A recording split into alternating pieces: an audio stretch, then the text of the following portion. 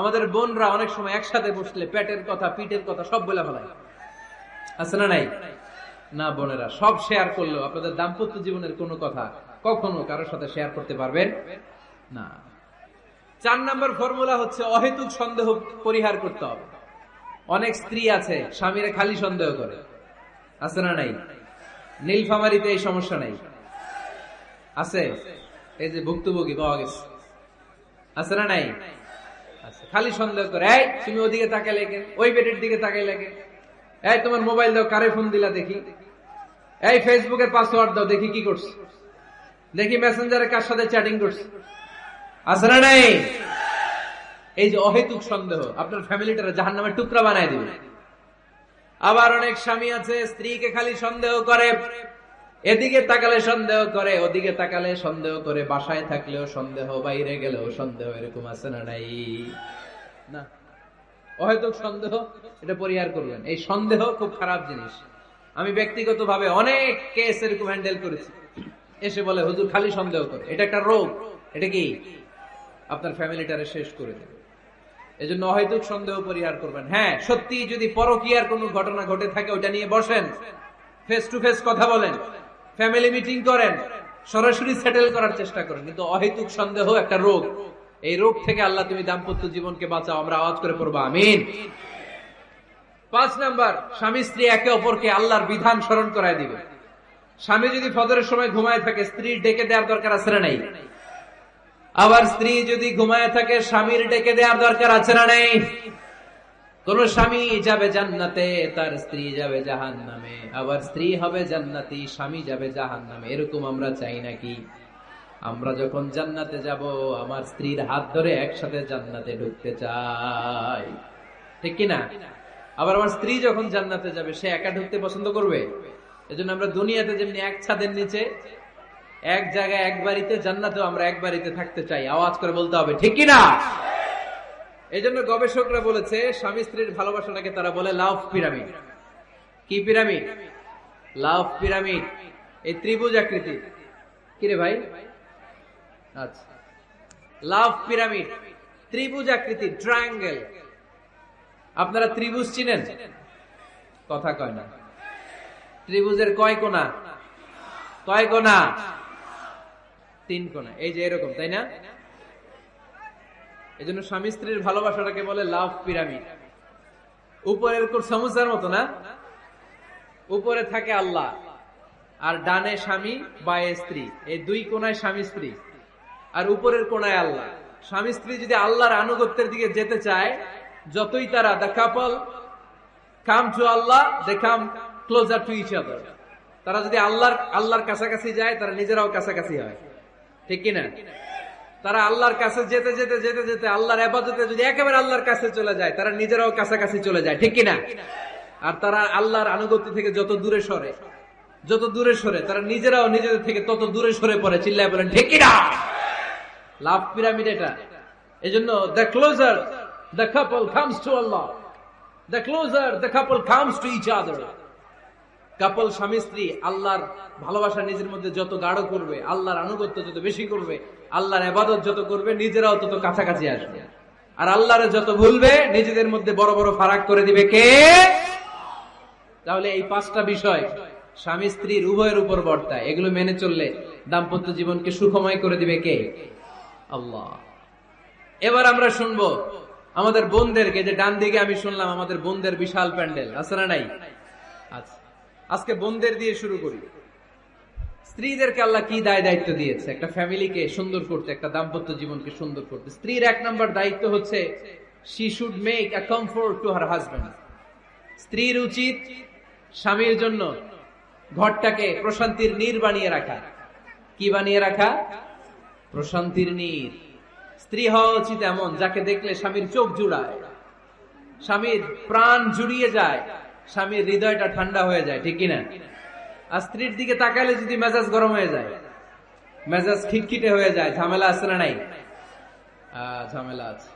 এজন্য মেহেরবানি করে আমাদের বোনরা যারা, এমন কোন কাজ করবেন না যেটা স্বামীর মেজাজকে খিটখিটে করে দেয়। কারণ আল্লাহ তাআলা আপনাদেরকে তৈরি করেছে লিতাসকুনু ইলাইহা, স্বামী আপনার কাছে গেলেই যেন তার হৃদয়টা প্রশান্ত হয়ে যায়, ঠিক কিনা? অনেক স্ত্রী আছে না জেনে না বুঝে স্বামীর সাথে এমন খিটখিটে মেজাজ দেখায় যেটা স্বামীর জন্য মেনে নেওয়া কষ্টকর, কারণে হার্ট অ্যাটাক করে মারা যায়। আছে না নাই? এই তো ভুক্তভোগী পাওয়া গেছে। স্বামীর জন্য একটা ত্রাস হয়ে দাঁড়ায় স্ত্রী, ত্রাস। অনেক স্বামী আছে স্ত্রীর এরকম আচরণের কারণে, অতিরিক্ত প্রেসার ক্রিয়েট করার কারণে স্ত্রীদেরকে ভয় পায়। অবশ্য নীলফামারীর কোন স্বামী তার স্ত্রীরে ভয় পায় না। ভয় পায়? স্ত্রীরে ভয় পান কে কে দেখি?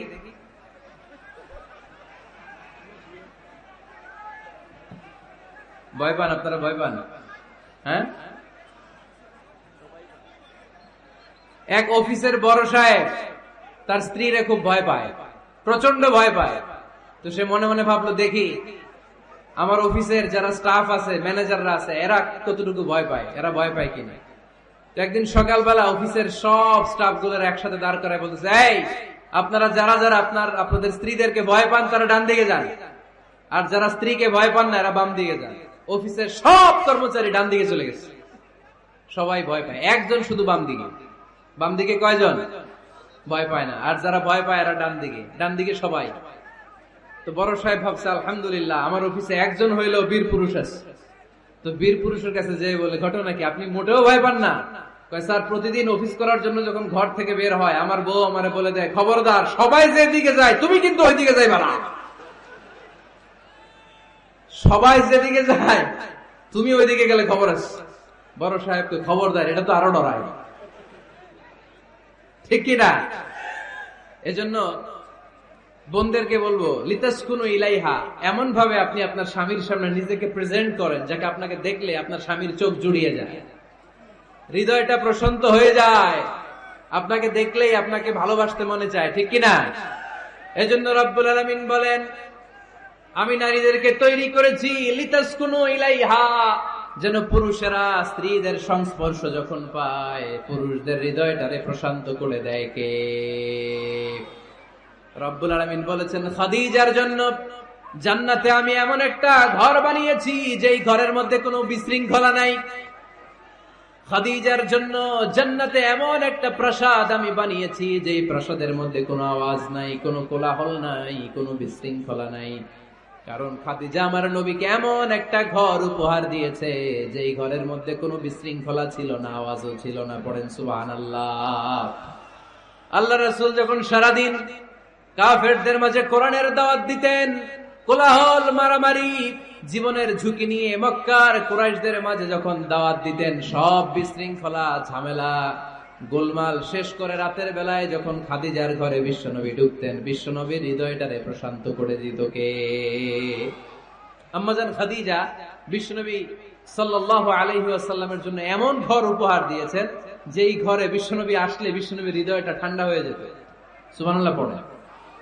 অনেক স্ত্রী আছে স্বামী ঘরে ঢুকলেই ঘরে আটা নাই, রুটি নাই, চাল নাই, ডাল নাই, এটা লাগবে ওইটা লাগবে, ওখানে যেতে হবে, একটার পর একটা ফিরিস্তি বলে বেড়ায়, আছে না নাই? না, এটা করবেন না। আপনার কি লাগবে এই সব দায় দায়িত্ব আল্লাহ তাআলা স্বামীকে দিয়েছে, স্বামীকে জানাবেন। তবে ধীরে সুস্থে, ধীরে সুস্থে স্বামীর জন্য ঘরটাকে এমন করে রাখতে হবে যেন ঘরে ঢুকলেই স্বামীর হৃদয়টারে প্রশান্ত করে দেয় কে? এজন্য স্ত্রীর প্রথম দায়িত্ব ঘরটারে প্রশান্তির নীড় বানানো। এখানে কি আবার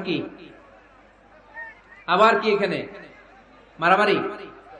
দুই দল নাকি?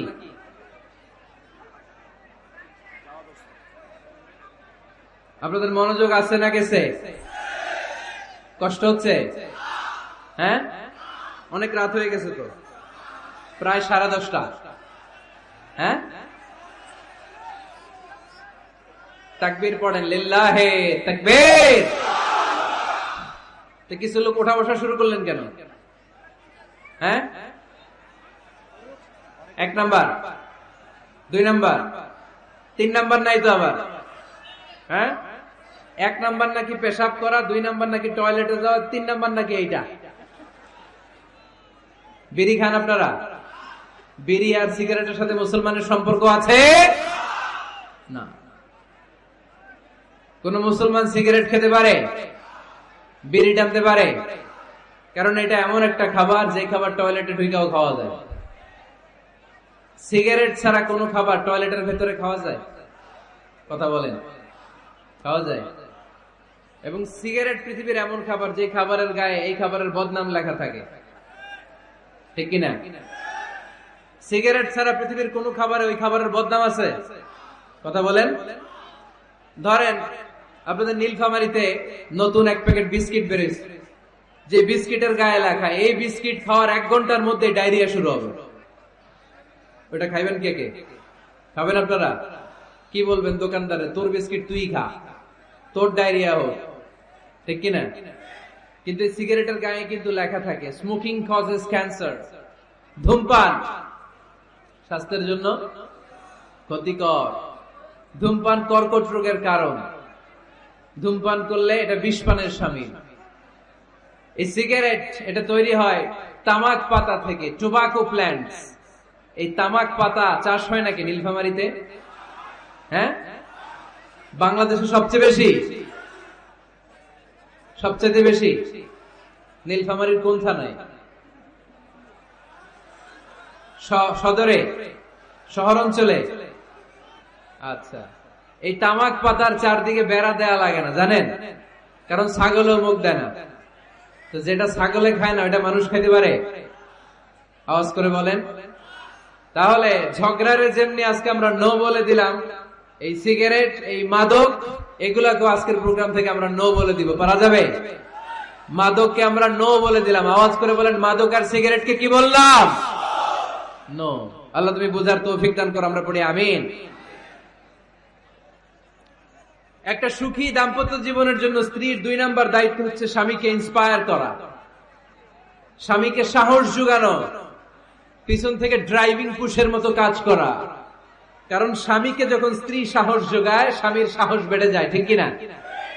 আল্লাহর হাবিব সাল্লাল্লাহু আলাইহি ওয়াসাল্লামের কাছে কোরআনের আয়াত নাযিল হলো, ইকরা বিসমি রাব্বিকাল্লাযী খালাক, খালাকাল ইনসানা মিন আলাক, ইকরা ওয়া রাব্বুকাল আকরাম, আল্লাযী আল্লামা বিল কলম, আল্লামাল ইনসানা মা লাম ইয়ালাম। পড়েন আল্লাহু আকবার। সূরাতুল আলাকের 5 আয়াত হেরা গুহায় যখন নাজিল হয়ে গেল, বিশ্বনবী সাইয়েদনা জিবরাইলকে নিজ আকৃতিতে দেখলেন, পা থেকে মাথা পর্যন্ত দেখে বিশ্বনবী ভয় পেয়ে গেলেন। বিশ্বনবী সাল্লাল্লাহু আলাইহি ওয়াসাল্লাম জীবনে 2 বার সাইয়েদনা জিবরাইল আলাইহিস সালামকে ওনার আসল আকৃতিতে দেখেছিল। আওয়াজ করে বলতে হবে, কয়বার? 1 হচ্ছে মেরাজ রজনীতে সিদরাতুল মুনতাহায়, 2 হচ্ছে প্রথম যখন কোরআনের আয়াত নাজিল হয়, বিষ্ণু সাল্লাল্লাহু আলাইহি ওয়াসাল্লাম দেখলেন বিশাল একজন ব্যক্তি, পাটা হচ্ছে হেরা গুহায় আর মাথাটা হচ্ছে আকাশের উপরে। এই বিশাল একটা লোক, সে কোরআনের 5 আয়াত নিয়ে এসেছে সূরাতুল আলাক, আর বলতে শুরু করেছে, ইয়া মুহাম্মদ ইকরা, আপনি পড়ুন, আপনি পড়ুন, আপনি পড়ুন। 3 বার পড়ার আদেশ করার পরে বিষ্ণু সাল্লাল্লাহু আলাইহি ওয়াসাল্লাম পড়তে আরম্ভ করলেন, ইকরা বিসমি রাব্বিকাল্লাযী খালাক, খালাকাল ইনসানা মিন আলাক, ইকরা ওয়া রাব্বুকাল আকরাম, আল্লাযী আল্লামা বিল কলম, আল্লামাল ইনসানা মা লাম ইয়ালাম।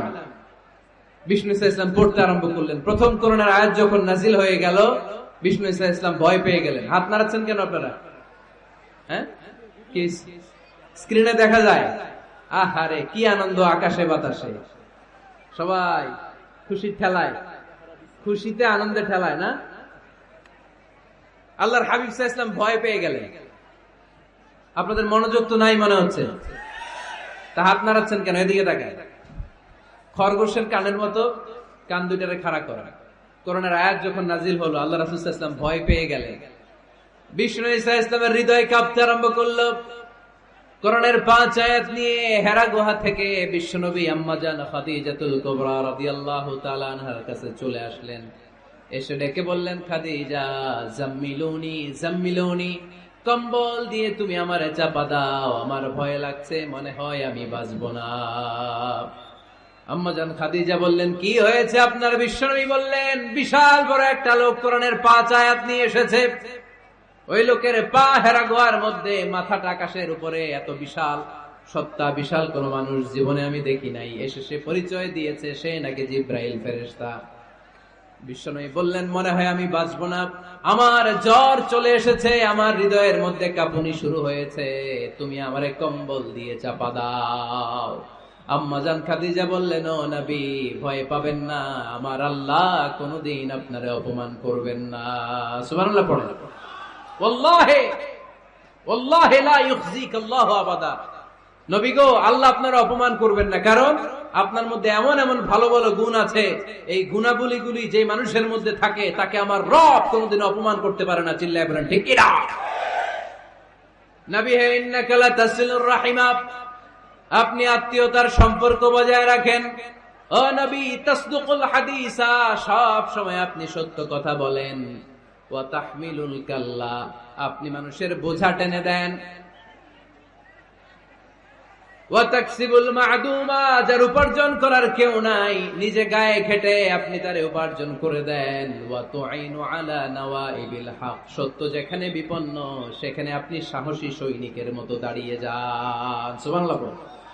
নবী, আপনি ভয় পাবেন না, কারণ আপনি এমন অসাধারণ ব্যক্তিত্ব, এমন জনকল্যাণমূলক কাজের আঞ্জাম আপনি দেন, এরকম লোককে আল্লাহ কখনো অপমান করতে পারে? আপনি চালিয়ে যান, আপনাকে থামানোর মতো অপশক্তি গোটা বিশ্বে দ্বিতীয়টা নাই। চিল্লায় বলেন ঠিক কিনা? বিশ্বনবীকে সাহস জুগিয়েছেন, এরকম সাহস জোগানোর মতো স্ত্রী আমাদের দরকার আছে না নাই? বিশ্বনবী সারাদিন বাইরে যখন কাফির মুশরিকদের অত্যাচার অনাচার সহ্য করে ঘরে আসতেন, আম্মাজান আয়েশা এমন সাহসিকতার বাণী শোনাতেন, এমন মোটিভেশন শোনাতেন, এমন ইন্সপায়ারেশন দিতেন, বিশ্বনবী সারাদিনের সব দুঃখ কষ্ট ভুলে গিয়ে এর পরের দিনের দাওয়াতি কাজের জন্য নতুন করে এনার্জি ফিরে পেতেন। চিল্লায় পড়েন আল্লাহু আকবার। এজন্য স্ত্রীর 2 নাম্বার কাজ হচ্ছে স্বামীকে সাহস যোগানো। 2 নাম্বার কাজ কি? স্বামীকে সাহস যোগানো, স্বামীকে সাপোর্ট দেয়া। স্ত্রীর 3 নাম্বার কাজ হচ্ছে স্বামীর ডাকে সাড়া দেয়া। কি দেয়া? স্বামী যদি স্ত্রীর সঙ্গ পেতে চায়, স্ত্রীর ওই ডাকে সাড়া দিতে হবে। রাতের বেলা স্বামী যদি স্ত্রীর সঙ্গ চায়, আর স্ত্রী যদি সঙ্গ না দিয়ে চলে যায়, ফজর পর্যন্ত স্ত্রীর উপর আল্লাহর ফেরেশতারা লানত দিতে থাকে। চিল্লায় পড়েন নাউযু বিল্লাহ। তবে হ্যাঁ, ভ্যালিড যদি কোনো কজ থাকে, ভ্যালিড কজ, অসুস্থতা, অন্যান্য কমপ্লেক্সিটি যদি থাকে, সেটা ভিন্ন ব্যাপার। কিন্তু ইগোর কারণে, ইগো, মেজাজ দেখিয়ে, রাগ দেখিয়ে কোনো বোন যদি স্বামীর আহ্বানে সাড়া না দিয়ে মুখ ফিরিয়ে চলে যায়, ফজর পর্যন্ত আল্লাহর ফেরেশতারা ওই মহিলার উপর লানত দিতে থাকে। আওয়াজ করে পড়তে হবে নাউযু বিল্লাহ। আবার বিশ্বনবী বলেছেন, খবরদার, রমজান ছাড়া কোন নফল রোজা কোন স্ত্রী যদি রাখতে চায়, নফল রোজা রাখার আগে স্বামীর কাছ থেকে যেন সে অনুমতি নিয়ে নেয়। নফল রোজা, আওয়াজ করে বলেন কি রোজা? ফরজ রোজা না। দিনের বেলা যেহেতু রোজা রাখতে হয়, কোন নারী, কোন যুবতী নারী, বয়স্ক নারীদের কথা ভিন্ন, কোন যুবতী নারী যদি নফল রোজা রাখতে চায়, সে তার স্বামীর পারমিশন নেবে। কারণ হয়তো স্বামী দিনের বেলা স্ত্রীর সঙ্গ চেতে পারে, ঠিক কিনা? এজন্য স্বামীর কাছ থেকে পারমিশনের দরকার আছে না নাই? এরপরে 4 নাম্বার দায়িত্ব, নিজের লজ্জাস্থানের হেফাজত করা। فالصالحات قانتات حافظات للغيب بما حفظ الله। আল্লাহ নেককার স্ত্রীদের বর্ণনা যখন কালামুল্লাহ মাজিদে দিয়েছেন, আল্লাহ বলেছেন নেককার নারীদের প্রথম গুণ, তারা সব সময় তাদের স্বামীদের আনুগত্য করে। 2 নাম্বার, তারা তাদের নিজের লজ্জাস্থানের হেফাজত করে। 4টা কাজ কোন নারী যদি দুনিয়াতে করে, 4টা, আওয়াজ করে বলতে হবে কয়টা? মাত্র 4টা কাজ কোন নারী যদি পৃথিবীতে করে, ওই নারীর জন্য জান্নাতের 8টা দরজা খুলে দিবে কে? আওয়াজ করে বলতে হবে, খুলে দিবে কে?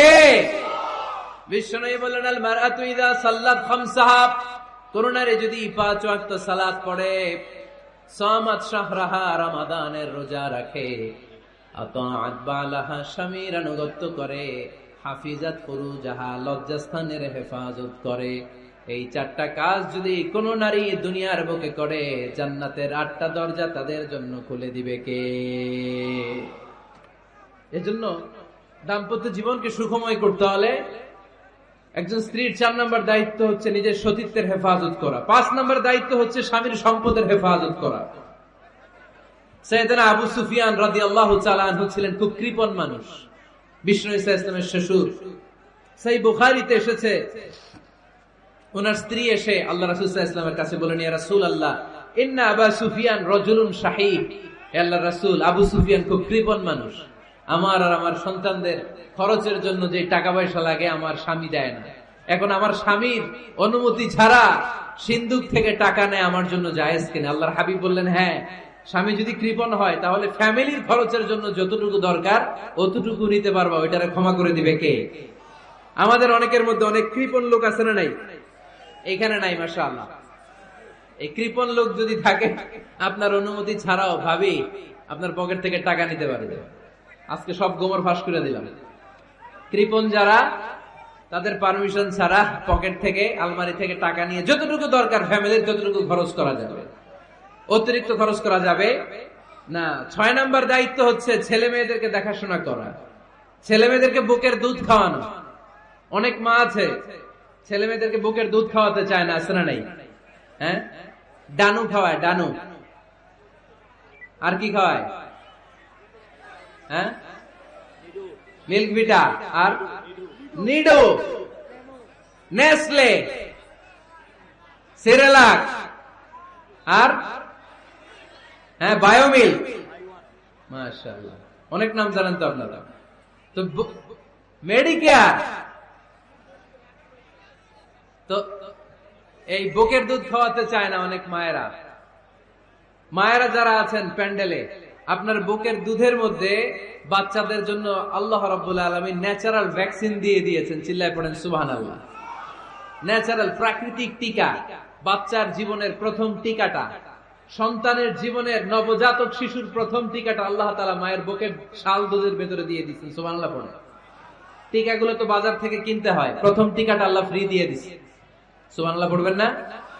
এজন্য রাব্বুল আলামিন বলেন, ওয়াল ওয়ালিদাতু ইউরদি'না আওলাদাহুন্না হাওলাইনি কামিলাইনি লিমান আরাদা আন ইউতিম্মার রাদাআ। দুনিয়ার প্রতিটা মায়ের উচিত টানা 2 বছর তাদের সন্তান সন্ততিদেরকে দুধ খাওয়ানো। কয় বছর? আওয়াজ করে বলতে হবে, কয় বছর? মায়ের বুকের দুধ যে ছেলেগুলো খায় না, এদের ব্রেনের গ্রোথ হয় না। এগুলো হয় বলদা নাম্বার 1। কি হয়?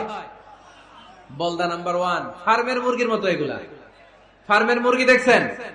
হ্যাঁ, ফার্মের মুরগি দেখবেন যে দোকানে যখন কিনতে যাবেন, এটারে নিয়ে যেখানে ওজন করে ওইখানে বসা রাখলে ওইখানেই বসে থাকে, আধা ঘন্টায় উঠবে না, এটা বসেই থাকে। আর গ্রামের মুরগি দেখছেন, দেশি মুরগি, ধরতে পারবেন এটারে? খবর আছে, ঘাম ছুটায় ছাড়বে। তো মায়ের বুকের দুধ যেগুলা খায় এগুলো দেশি মুরগির মতো, আর এই নিডু খায় যেগুলো, এগুলো 1 নাম্বার বলদা হয়, আর ফার্মের মুরগির মতো হয়। ঠিক কিনা? উদাহরণটা দিলাম এই জন্য, আপনার সন্তানের ভবিষ্যতের কথা বোঝানোর জন্য উদাহরণটা দিয়েছি।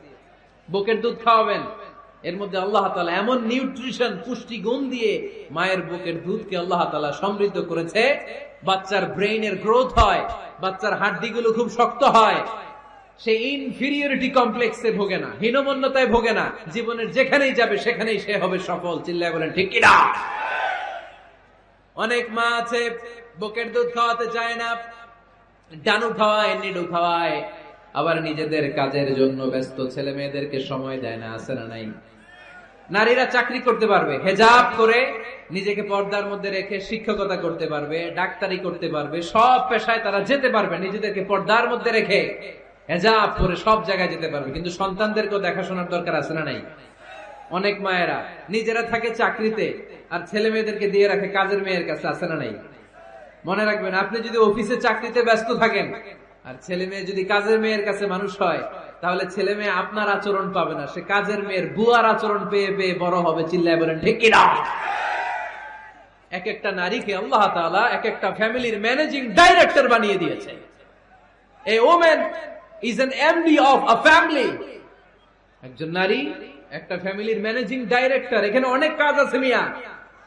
এখানে তার ফুড ম্যানেজমেন্ট এনশিওর করতে হয়, এখানে অনেক ডিপ্লোমেসি জানা লাগে। একজন নারীকে ফ্যামিলিতে টিকে থাকতে হলে কূটনীতি লাগে, শাশুড়ির সাথে বউয়ের ঝগড়া আছে না নাই, ম্যানেজ করতে হয়। একান্নবর্তী ফ্যামিলি হলে স্বামীর ভাই বোন এদের মন মানিয়ে চলতে হয়, পুরো ঘরটাকে হ্যান্ডেল করতে হয়। এখানে আছে ফুড ম্যানেজমেন্ট, এখানে আছে ক্লিনিং ম্যানেজমেন্ট, এখানে আছে ডিপ্লোমাসি। পুরো ঘরের মধ্যে তো বিশাল একটা অফিস। এই কাজ ফেলে দিয়ে মহিলারা বাইরে ঘুরে বেড়ায় না। ফ্যামিলি সামলান। আপনি যদি ঘরমুখ হন তাহলে আপনার ফ্যামিলির মধ্যে বরকত দিয়ে এটাকে সমৃদ্ধ করে দিবে কে? তাহলে সুখী দাম্পত্য জীবনের 6 নম্বর ফর্মুলা হচ্ছে ছেলে মেয়েদেরকে সময় দেয়া। ছেলে মেয়েদেরকে সময় দেন। Spending money, spending time is more important than spending money for children. ছেলে মেয়েদের জন্য টাকা ব্যয় করার চেয়ে ছেলে মেয়েদের সাথে সময় ব্যয় করা বেশি গুরুত্বপূর্ণ, ঠিক কিনা? এমন অনেক ফ্যামিলি আছে আমি দেখেছি যে বাবাও চাকরিজীবী, মাও চাকরিজীবী, আছে না নাই? হয় ডে কেয়ারে না কাজের বুয়ার কাছে মানুষ হইতেছে। বাবা মারা যখন সকালে অফিসের জন্য বের হয় তখনও ছেলে মেয়ে ঘুমায়, আবার রাতে যখন মিটিং সিটিং সব শেষ করে ঘরে আসে তখনও ছেলে মেয়েগুলো ঘুমায়। শুক্রবার ছাড়া বাবা মার ছেলে মেয়েদের দেখা নাই। এরকম ফ্যামিলি আছে না নাই? ঢাকাতে পারিবারিক এই ক্রাইসিস, এই সংকটগুলো আমরা প্রায়ই শুনি। আপনাদের নীলফামারীতে আলহামদুলিল্লাহ এগুলো নাই, তাই না? আল্লাহ তুমি আমাদের ফ্যামিলিগুলোরে বরকতময় করো, আমাদের ফ্যামিলিতে যেন আমরা জান্নাতি ইমেজ উপভোগ করতে পারি, তুমি তৌফিক দান করো। আওয়াজ করে পড়বো আমিন। 7 নম্বর দায়িত্ব, বিশ্বনবী বলেছেন খবরদার, স্বামী পছন্দ করে না এমন কোন লোককে স্ত্রী যেন ঘরে অ্যালাউ না করে। স্বামী পছন্দ করে না এমন কোন লোককে আপনার স্ত্রী ঘরে অ্যালাউ করতে পারবে? আমার বোনেরা খবরদার, আপনার স্বামীর পারমিশন ছাড়া, আপনার স্বামী পছন্দ করে না এরকম কোন লোককে আপনার ঘরে আপনি অ্যালাউ করতে পারবেন না। 8 নাম্বার, স্বামীকে আর্থিকভাবে সহযোগিতা করা। যদি স্ত্রী ধনী হয়, আমরা সব এক করে ফেলছি, আসলে ইসলামের দৃষ্টিতে স্বামীর ব্যালেন্স আলাদা, স্ত্রীর ব্যালেন্স আলাদা। স্বামীর যাকাত আলাদা, স্ত্রীর যাকাত আলাদা, ঠিক কিনা? স্ত্রী ধনী হতে পারে, স্ত্রীর আলাদা সম্পদ থাকতে পারে। যদি স্ত্রীর সম্পদ থাকে, স্ত্রীর উচিত তার সম্পদ দিয়ে তার স্বামীকে এস্টাবলিশ হতে, স্বাবলম্বী হতে সহায়তা করা।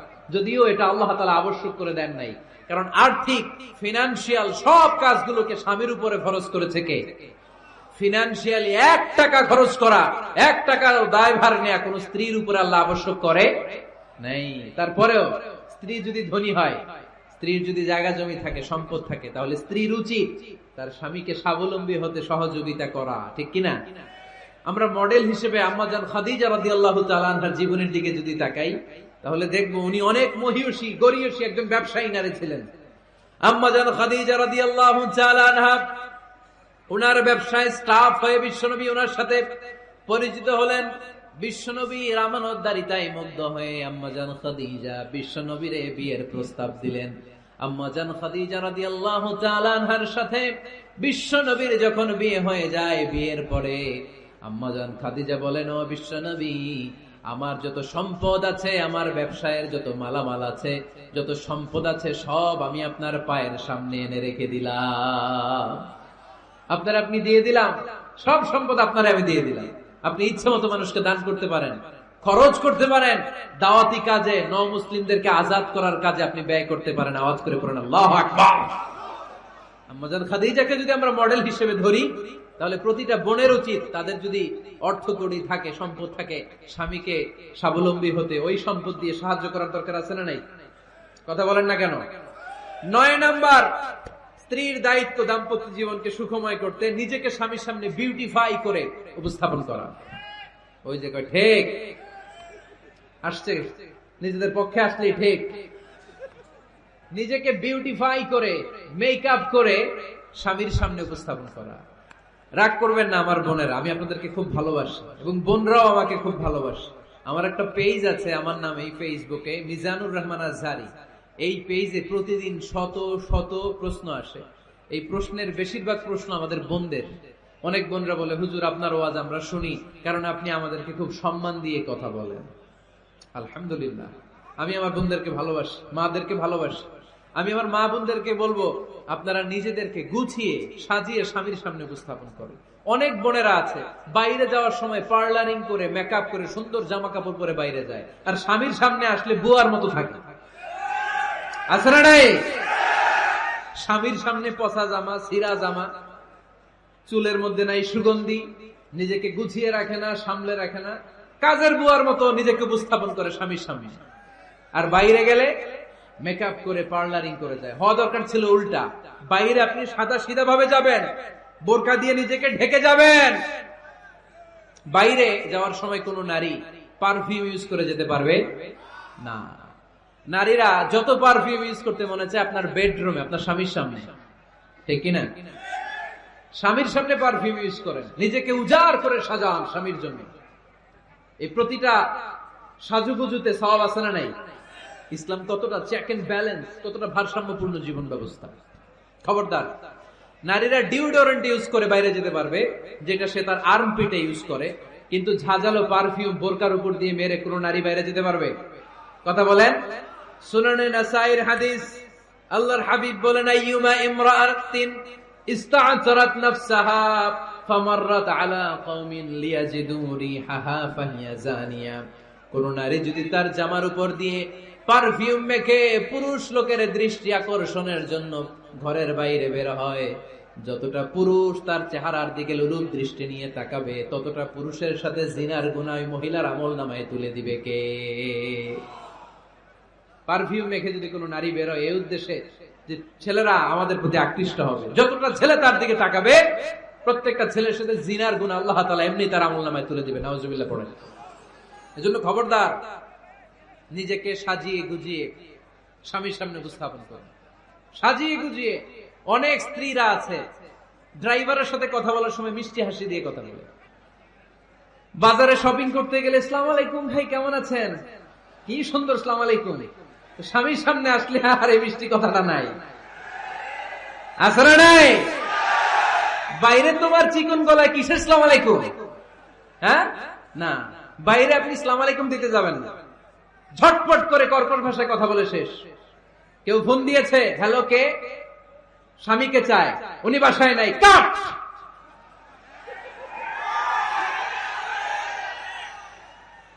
কারে চান? আপনার হাজবেন্ডের, নাই, কাট, শেষ করে দিবেন। মিষ্টি মিষ্টি আসসালামু আলাইকুম আসসালামু আলাইকুম বলা যাবে নাকি? খবরদার, খবরদার। বাজার করতে গেলে কি মিষ্টি হাসি, দোকানে গেলে কি মিষ্টি আলাপ, ড্রাইভারের সাথে কি সুন্দর কথা, সিএনজি ওয়ালার সাথে কি সুন্দর আলাপ, আর ঘরে আসলে এই চেহারাটা এরকম করে রাখে, আছে না নাই? ঘরে আসলে স্বামীর সাথে খিটখিটে মেজাজ না, উল্টো করে ফেলছেন আপনি। বরং স্বামী ছাড়া অন্যদের সাথে কথা শর্টকাটে সারবেন, যাতে কোনো ফিতনা চলে না আসে। চিল্লায় বলেন ঠিক কিনা? আর নিজেকে স্বামীর জন্য উজাড় করে সাজান, পার্লারিং করেন, বিউটিফিকেশন করেন, মেকআপ করেন, বেডরুমে পারফিউম মাখেন, নিজেকে উজাড় করে স্বামীর জন্য সাজান। সওয়াব দিয়ে আপনার আমলনামাটারে পূর্ণ করে দিবে কে? বিশ্বনবী যখন সফরে যেতেন, সফর থেকে ফিরে আসার সময় ডিরেক্টলি স্ত্রীর ঘরে যেতেন না। বিশ্বনবী একজনকে ঘরে পাঠিয়ে দিতেন, মদিনার উপকণ্ঠে কিছু সময় অপেক্ষা করতেন, আর বলতেন আজকে আমি আয়েশার ঘরে যাব। আয়েশারে যে বলো আমি এসেছি, কয়েক ঘন্টা পরে আয়েশার ঘরে আমি ঢুকবো। সুবহানাল্লাহ পড়েন। স্ত্রীকে সময় দিতেন, কারণ স্ত্রী হয়তো কাজ করে, ঘর গুছায়, ঘেমে থাকতে পারে, তাকে নিজেকে গুছানোর জন্য সময়ের দরকার আছে না নাই? লম্বা সফর শেষ করে, সেই বুখারীর হাদিস, বিশ্বনবী যখন সফর শেষ করে মদিনায় ফিরতেন, ডিরেক্টলি স্ত্রীর কাছে যেতেন না, মদিনার উপকণ্ঠে ওয়েট করতেন এবং বার্তাবাহককে পাঠাতেন, যে বলো যে আজকে আমি সফিয়ার ঘরে থাকবো। সফিয়াকে সময় দিতেন 2-1 ঘন্টা, যাতে নিজেকে সাজিয়ে নিতে পারে। সুবহানাল্লাহ পড়ো। এজন্য প্রতিটা স্ত্রীর উচিত, আমার মা বোনেরা যারা আপনার মহিলা প্যান্ডেল থেকে শুনছেন, নিজেকে উজাড় করে স্বামীর জন্য সাজান। আপনার সাজুগুজু, টাকা দামের জামদানি শাড়ি কিনছে, আমারও একটা দিবা, আছে না নাই? আবদারটা হইল, আবদারটা হয়েছে।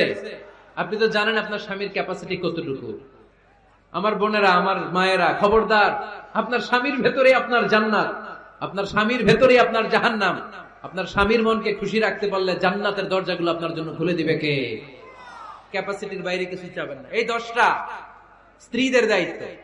এই 10টা পয়েন্ট যদি কোনো স্ত্রী স্বামীর জন্য এইভাবে স্যাক্রিফাইস করে করে এইভাবে আঞ্জাম দিতে পারে, এই স্ত্রীদের জন্য জান্নাতের দরজাকে খোলা রেখেছে কে? আওয়াজ করে বলতে হবে, খোলা রেখে দিয়েছেন কে? আমাদের দাম্পত্য জীবন সুখী হোক, সমৃদ্ধ হোক, জান্নাতি আমেজে ভরপুর হোক, আমরা চাই কি চাই না? নীলফামারী সহ আল্লাহ গোটা বিশ্বের সব মুসলমানদের ফ্যামিলি গুলার তুমি জান্নাতি ফ্যামিলি বানাও।